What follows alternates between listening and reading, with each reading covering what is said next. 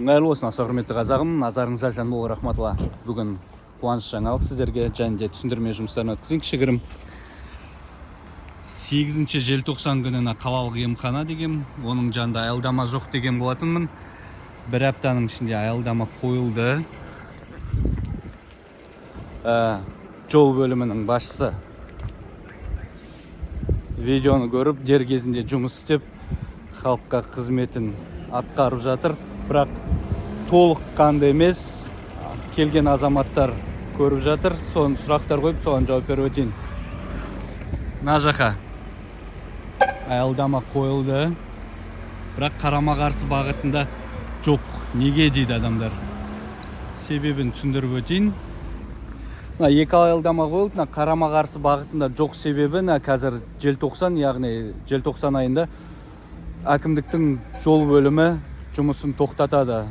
Жұмысын тоқтатқанда сыртқы жұмыстарды, өйткені қазір қыс ауасы, жермен жұмыс істеу қиындау, өйткені қатып қалады, түсіп қалады, анау жылдың соңы ақша жоқ деген сияқты. Енді 6 жыл бойы шыдап келіп, кішкене бір көктемге 2-3 ай қалды ғой, Құдай қаласа, нәсіп етсе, амандық болса, жетіп сол кезде ары қарай жасалмаған жұмыстарын қадағалап жасататын боламыз.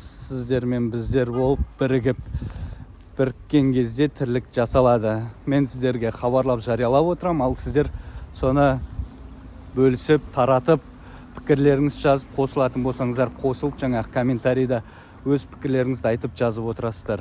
Мінекей, көрсеңіздер болады, қалалық емхана Кентау. Міне аялдама тұр, өткенде жоқ еді. Қазір мына қарама-қарсы бетін жасау үшін бордюрларды алады, жолды сырады.